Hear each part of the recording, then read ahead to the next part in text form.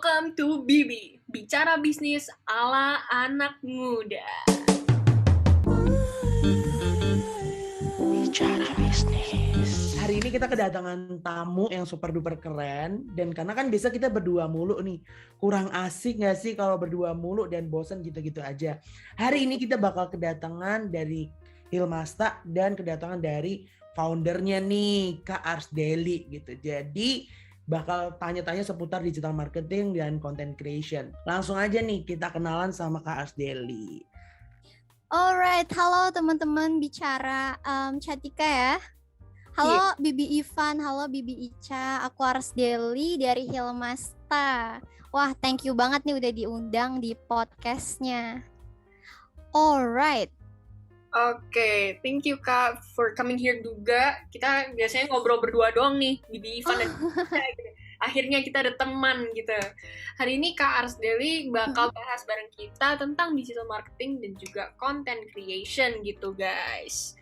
Nah Kak, ini aku sama Ivan ada nyiapin beberapa pertanyaan gitu. Nah yang pertama ini, menurut Kakak nomor satu nih yang paling penting dari digital marketing itu apa sih gitu? Oke, yang paling penting yaitu punya tujuan ya. Karena ngapain juga capek-capek mikirin digital marketing strategi, terus eksekusinya kalau nggak punya tujuan yang jelas. Makanya nomor satu tuh harus punya tujuan. Oke, tujuan. Kalau misalnya ngomongin tentang tujuan, berarti kan harus terarah lah ya, konten dan juga visualnya pun harus terarah gitu kan. Nah, menurut Kakak kayak konten yang menarik itu ciri-cirinya gimana sih Kak? Dan contohnya gimana gitu? Konten yang menarik itu nggak bisa dinilai dari visualnya bagus, estetik, atau high resolution. Karena banyak banget di luar sana konten yang justru kayak meme receh banget malah, tapi justru viral dan bisa konversi ke leads atau penjualan. Nah, justru konten yang paling bagus itu dan menarik itu adalah konten yang sesuai dengan market atau fit to the audience. Jadi kalau mau bikin konten, selalu riset audiens kamu siapa, mereka butuhnya apa. Baru deh generate desainnya, visualnya, audionya, dan lain-lain. Oke, Kak, boleh ada tips-tips dikit nggak? Gimana caranya research audience? Apakah kita ngelihat followers kita, kondisinya kayak gimana, atau kayak gimana gitu, Kak? Oke, jadi sebenarnya konten itu kan ada journey-nya. Journey konten itu sendiri banyak sih. Ada 6 sih kalau aku bisa bilang. Nah, yang wajib banget ada nih selama kamu buat konten. Yang pertama of course riset ya, selalu riset audience, riset tujuan, terus riset behaviornya audience. Abis itu baru kamu eksekusi bikin konten pilarnya. Nah, nanti selengkapnya bisa juga cek di Instagram Hilmasta. Di situ kita kasih banyak tips-tips tentang konten marketing. Setelah kamu bikin konten pilarnya, baru bikin konten plan-nya, konten kalender juga. Itu penting banget biar nggak bolong-bolong nih kontennya dan kehabisan ide besok posting apa ya.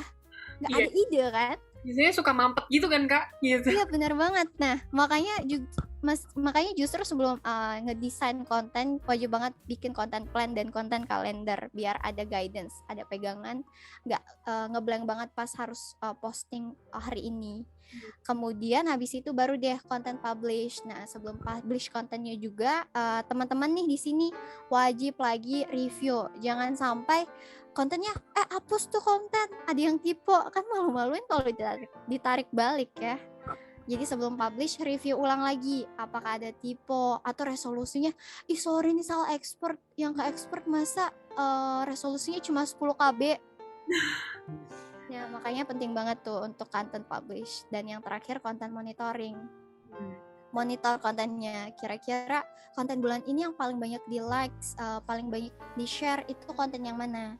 Nah, dari hasil riset itu, insight-nya bisa digunakan untuk bikin atau reproduce konten selanjutnya. Misalnya karena sekarang lagi PPKM, mungkin paket-paket promo PPKM lah yang paling digemari oleh audiens kita.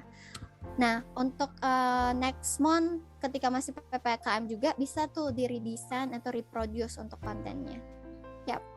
Oke. Interesting. Kalau misalnya mau nanyain tentang copywriting nih Kak, sebenarnya kalau yang tadi kita obrolin kan, oke, harus terarah, terus habis itu harus sesuai sama content pillars kita gitu kan. Tentunya juga harus ada copywriting yang menjual. Iya, betul. Kalau dari kakak sendiri ada nggak tips-tips gitu copywriting tuh yang bagus tuh kayak gimana sih gitu? Selain kan memang harus sesuai sama market kita, cuman yang secara general tuh kayak gimana kak? Copywriting itu masukin keywords yang memang dicari oleh audience. Audience itu karena kan copywriting itu the power of selling kan. Apalagi sekarang ada kayak you create copy then you can sell. Dan sekarang lagi viral tuh story selling. Jadi nge-convey message dari produk itu melalui story. Menurut aku copywriting yang paling bagus sekarang itu adalah copy yang bisa menceritakan dan bisa nge-touch pain point-nya si audience kita. Jadi mungkin nih kita bisa ngangkat masalah copywriting itu yang story selling ya. Misalnya kita bisa ngangkat story-nya dari klien kita, story-nya itu bisa dari masalah mereka apa, misalnya dari kulit jerawat, ya aku udah sebulan nih jerawatan mulu, terus aku harus gimana, terus bisa ambil dari point view-nya dari customer kamu atau point of view-nya dari kamu sendiri kalau kamu punya brand. Oh berarti kalau masalahnya kulit wajahnya jerawatan selama sebulan, kita baiknya bikin konten dan copy-nya yang seperti apa. Itu bahasanya bisa di-elaborate. Masukin banyak keywords tentang solusi jerawat atau obat jerawat. Oke. Berarti kalau kayak gitu triggering points-nya itu secara emotion atau gimana kak? Emotion. Makanya di brand identity kita juga belajar namanya emotion selling point. Copy yang paling bagus adalah copy yang menyentuh. Jadi nggak apa-apa nggak pakai bahasa Inggris, karena kan sekarang banyak banget tuh brand yang pakai bahasa Inggris. Nggak apa-apa pakai bahasa Indonesia aja. Yang penting audiens kamu ngerti dan bisa engage, dan emosi mereka tuh bisa tergugah. Entah itu karena cerita kamu atau copy kamu relate dengan kehidupan mereka, atau dengan baca cerita kamu atau copywriting kamu mereka jadi dapat inspirasi. Karena kan konten itu punya 4 tujuan utama ya. Salah satunya menghibur, terus menginspirasi, mengedukasi, dan meyakinkan. Nah, empat ini harus ada di copywriting kamu. Oke. Kan kalau misalnya kita lihat sekarang marketing has evolved banget ya kak ya. Kayak yang dari kemarin kita ngobrolin tentang produk, it's beneficial for you, gini. Yeah, true. Kakak, is it important for us to position our brands sebagai humans gitu? Untuk bikin sebuah komunikasi itu penting banget gitu, supaya bikin komunikasi itu lebih gampang karena from human to human gitu. Penting banget. Sekarang itu brand itu udah shifting ya, bukan brand 1.0 lagi, tapi sekarang pun digital marketing ada yang namanya digital marketing 2.0. Maksudnya apa? Apalagi kan sekarang juga kita udah shifting kan dari conventional media ke new media. That's why penting banget untuk brand punya yang namanya brand personality dan brand voice. Brand personality itu akan ngebentuk dan mendiferensiasi siapa kamu, brand kamu apa. Meskipun kamu misalnya jualannya tuh baju muslim, baju gamis, itu kan banyak banget kan kompetitor yang jual itu. Terus bedanya kamu sama mereka apa? Dari harga. Mau perang harga itu juga nggak akan ada habisnya kan. Yap, that's why bener banget kata kamu, brand itu butuh yang namanya brand personality, terus brand voice-nya, gaya bahasa di tiap copy-nya mereka, di tiap desain kontennya mereka itu harus ada juga. Oke. Kakak punya tips kayak step by step gitu nggak? Gimana caranya bisa menemukan brand personality untuk brand kita ini gitu? Kadang kan kalau misalnya orang-orang yang mungkin belum terbiasa dengan perbrandingan dan sebagainya, kayak ngeliat, ini aku jualan ayam goreng, cuman gimana caranya menjual ayam goreng menjadi seorang manusia gitu kan kak? Yep. Jadi kalau dari kakak sendiri ada nggak tips gitu? Oke, untuk brand personality kamu harus kenali dulu bisnis kamu itu apa kategorinya. Kemudian baru kamu menelisik lagi visi dan misi awal, terus value yang dibawa oleh perusahaan kamu apa. Nah nanti biasanya tuh kalau sebuah brand itu seiring berjalannya waktu mereka akan menemukan brand personality mereka setelah analisis secara internal ya bisnis mereka. Jadi nggak ujuk-ujuk brand personality pengen ini deh karena gue suka gitu, karena aku suka. Nggak gitu, tapi harus tahu dulu benar-benar si brand kamu itu maunya apa, mau dibawa kemana, apakah fit to the market, baru deh kamu bisa merencanakan brand personality. Oke, aku juga mau ngasih tahu brand personality itu beda sama brand visual dan lain-lain. Karena brand personal, kalau visual kan lebih kayak cantiknya kamu, warna kulitmu, warna rambutmu itu, terus itu masuknya ke visual identity. Cuman kalau brand identity itu lebih ke perangainya kamu, kepribadian kamu. Jadi seiring dengan kamu komunikasi sama audiens kamu, pelanggan, brand personality kamu akan terbentuk.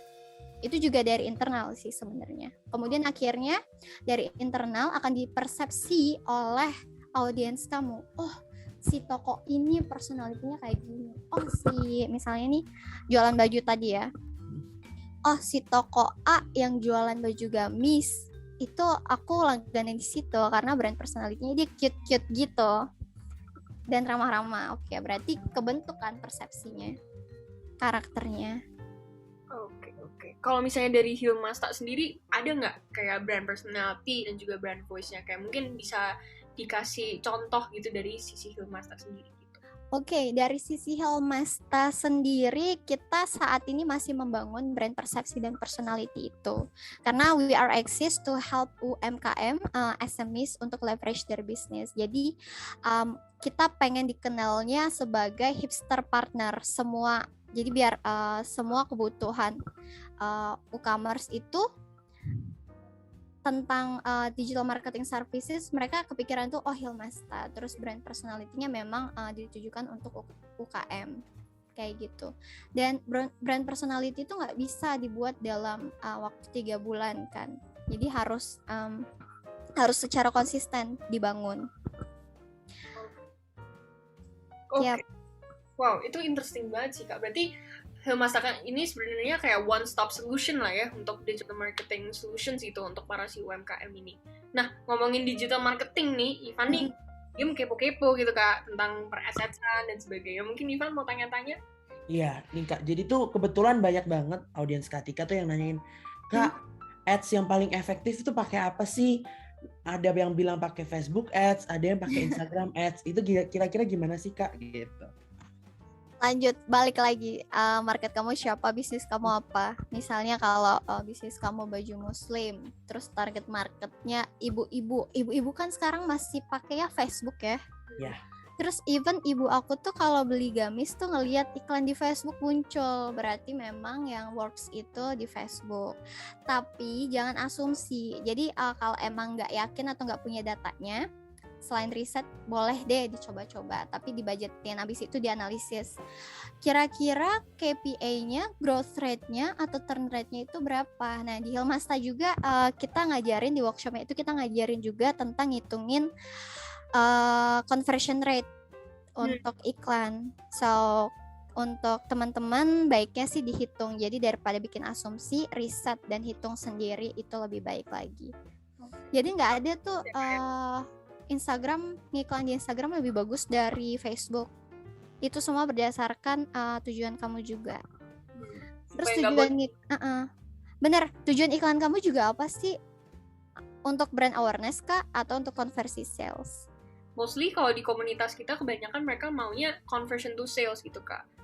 Kayak menurut Kakak efektifnya tuh gimana gitu untuk shifting? Karena kan kalau misalnya untuk nge-ads, konten juga harus bagus ya Kak untuk di-adsin gitu. Yap, yang pertama kamu harus tahu formula ngitung conversion rate, terus matriksnya apa aja.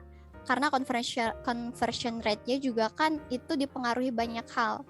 Yang pertama tuh keywords yang ada di caption sama yang ada di desain kontennya.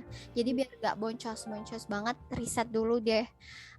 Target market kamu tuh maunya apa, pain point-nya apa. Jadi jangan asal bikin iklan mentang-mentang 9,9 tanggal 9 bulan 9 itu sale 999 sale. Jadi kamu bikinnya sale 99 padahal target market kamu nggak butuh banget kan produk itu.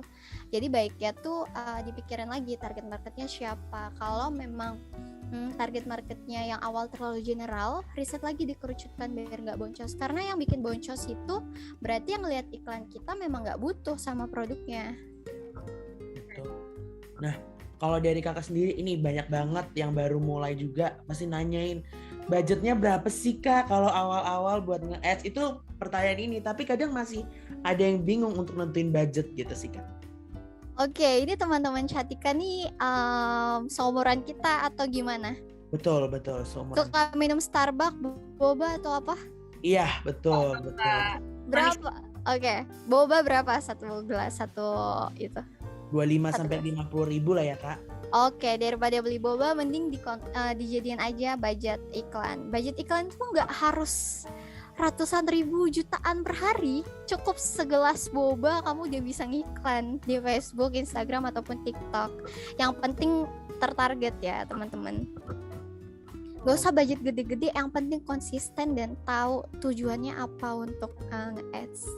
Oke, jadi paling penting tahu tujuan ya kak. Kadang soalnya nih kadang suka FOMO nih teman-teman gitu ya. Kadang tiba-tiba bilang, iya ada yang bilang, gue habis pakai ads ini nih gitu. Terus dia bilang, wah kayaknya harus cobain ya tanpa tahu tujuan yang jelas gitu. Jadi nggak boleh FOMO, harus tahu tujuan yang jelas. Ingat budget tuh nggak harus besar, tapi yang penting tahu tujuannya dan bisa ngukur efektivitasnya. Nah ngomongin efektivitas nih kak, ada nggak sih kak tools yang mungkin kakak bisa saranin ke teman-teman buat ngukur efektivitas dari digital marketing itu? Sekarang itu kita nggak usah pusing-pusing pakai platform apa. Kalau di Instagram itu aja kalau nge-ads kan udah kelihatan tuh insights-nya. Jadi nggak usah pakai tools yang macam-macam.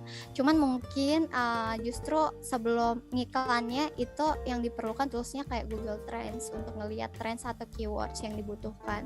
Tools yang seperti itu. Cuman kalau tools untuk reporting, I guess dari platform sosial medianya sendiri udah cukup menyediakan informasi yang komplit lah ya.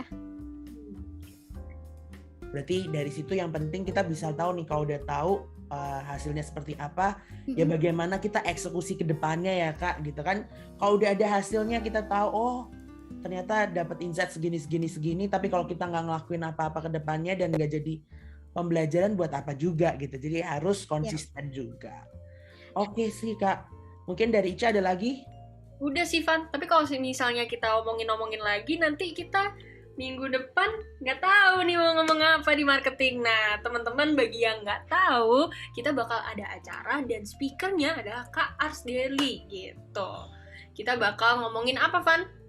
Kita bakal ngomongin seputar tentang marketing, dan kita akan bertemu di tanggal 17 September. Jadi buat teman-teman catat ya tanggalnya 17 September jam 7. Buat yang pengen kepo langsung boleh cek di Instagram Katika. Kita akan ada yang namanya Bang Belajar Bisnis Paket Komplit, dan salah satunya adalah Kak Ars Daily. Gitu sih. Bisa nanya-nanya langsung ya Kak Ars Daily. Kalau sekarang cuma dengerin doang gitu ya Van ya. Ini bisa tanya langsung, wah kepo tentang apa, mau nanya apa, curahan hati, bisa langsung tanya di besok. Gitu sih. Oke semua, nama aku Ica. Nama aku Ivan, dan terima kasih buat Kak Ars Daily. Sampai jumpa di next Bicara Bisnis. Terima kasih Bibi Ivan, terima kasih Ica. Sampai jumpa di Sampai jumpa bicara bareng kalian ya. Pastinya seru banget.